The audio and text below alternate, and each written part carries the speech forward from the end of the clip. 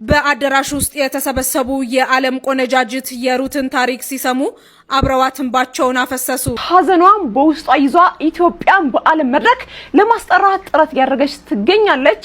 ፓጀንት ላይ ብዙ ሰዎች የቁንጅና ውድድር ስለሆነ ብቻ የሚመለከቱት ውስጡ ግን ፊዚካሊ፣ ሜንታሊ፣ ፋይናንሻሊ በጣም በብዙ ነገሮች ብቁ ሆነን መዘጋጀት ይጠበቅብናልና የጠንካራዋ አንስት የሩት ይርጋለም ልብ ሰባሪና የጽናት ታሪክ ከመቶ በላይ የዓለም ቆነጃጅትን በእንባ አራጭቷል። ሩት ይርጋለምን ቮት ማድረጋችሁን ቀጥላችኋል።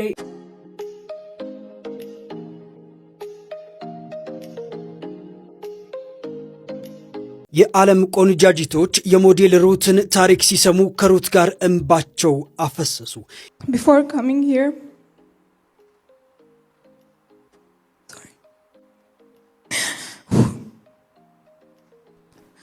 while I'm preparing for Miss World journey, I was so excited because it's something I've been waiting for my whole life.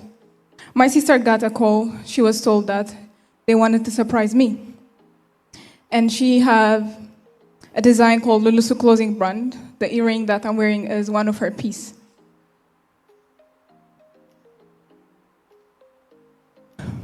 My sister that day, she wanted to surprise me and make me happy. She left the house, but she never came back.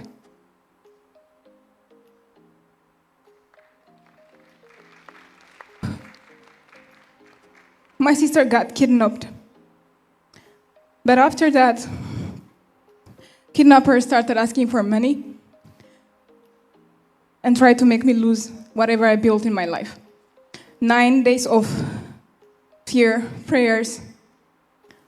Just a week before coming here for Miss World in Vietnam, I got the baddest news in my life. The sister I carried for years, she got killed. ወደዚህ ልመጣ በዝግጅት ባለሁበት ሰዓት እህቴ ደወለችልኝ።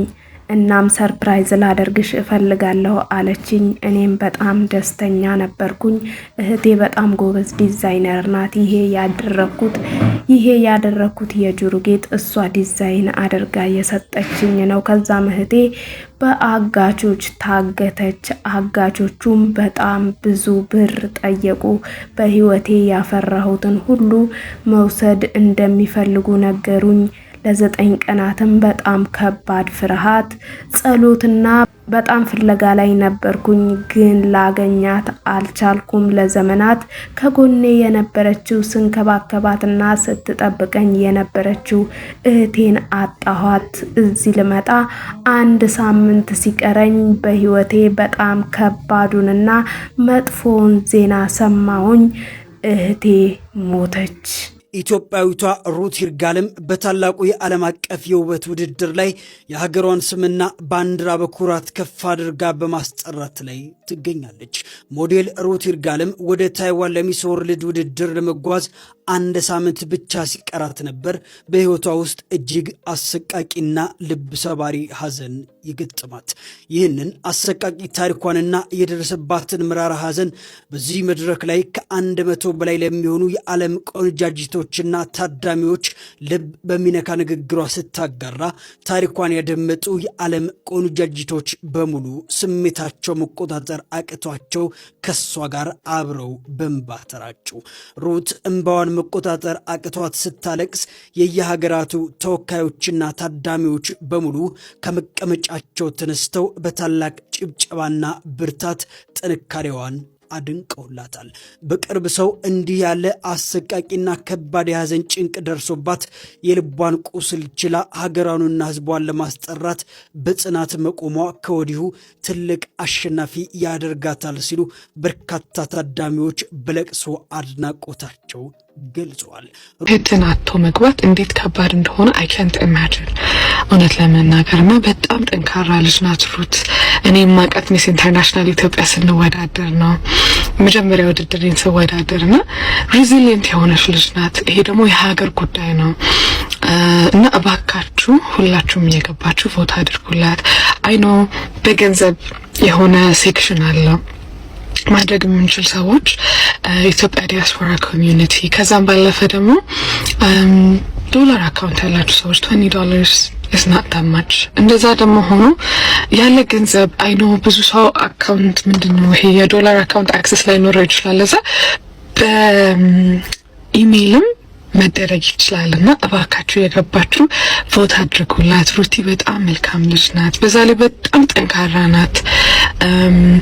እኔ እግዚአብሔር ረድቶኝ ቮቲንግ ላይ በጣም ሲከፋኝ ትዝ ይለኛል በጣም እና ሀገራችንን ደግመን በዓለም መድረክ ላይ እናስጠራት ትልቅ ኦፖርቹኒቲ ነው። ባይ ዘ ዌይ ሚስ ወርልድ ከ111 ሀገር ጋር ነው እየተወዳደሩ ያሉትና ሩቲ አቅም አላት።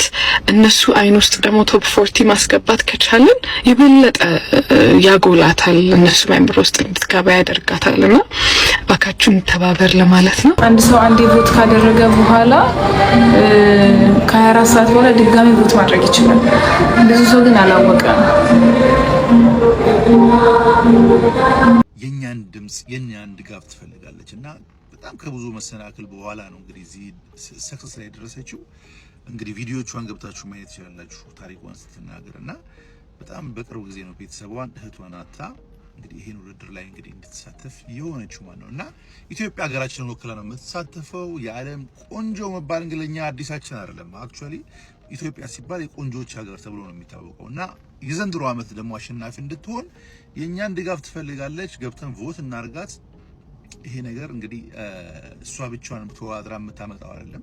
ከጀርባዋ ድጋፍ እንዳላት ማሳየት አለባት። አሁን ላይ የተመራች ነው። ስለዚህ ወደ መምራት እንድትመለስ የኛ ድጋፍ ያስፈልጋል።